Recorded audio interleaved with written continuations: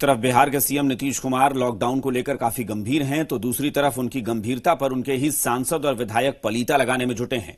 पहले बीजेपी विधायक अनिल सिंह लॉकडाउन में कोटा से अपने बच्चों को लेकर वापस आए तो विवाद खड़ा हो गया। वहीं अब जेडीयू सांसद संतोष कुशवाहा दिल्ली से पूर्णिया पहुंच गए, वो भी 4 लोगों के साथ। अब यह भी मामला तूल पकड़ने लगा है। विपक्ष ने सरकार को घेर लिया है तो बीजेपी और जेडीयू को सफाई देते नहीं बन रहा। पहले बीजेपी विधायक ने तोड़ा लॉकडाउन,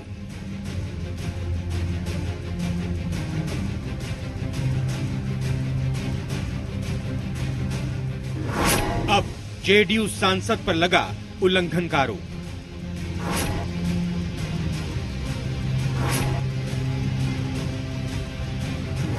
क्या माननीय के लिए कानून तोड़ना मान्य है?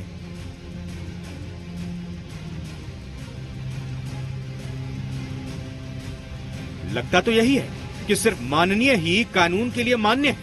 आम जनता को तो कानून मालूम ही नहीं है। पहले बीजेपी विधायक अपने बच्चों को कोटा से ले आते हैं, अब जेडीयू सांसद संतोष कुशवाहा 4 लोगों के साथ दिल्ली से पूर्णिया पहुंच जाते हैं। उनके लिए तो लॉकडाउन है ही नहीं।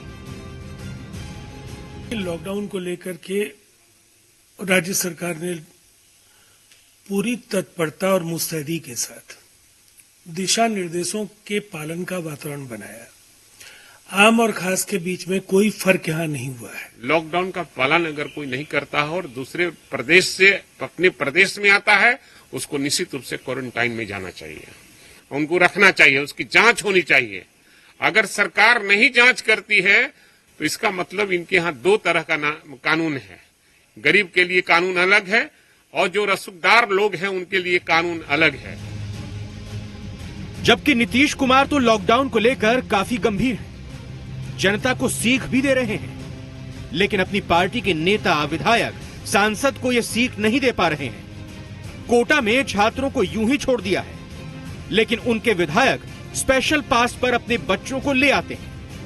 मजदूरों को दिल्ली से लाने में आपत्ति थी, लेकिन सांसद के आने में कोई आपत्ति नहीं। अब क्या कीजिएगा?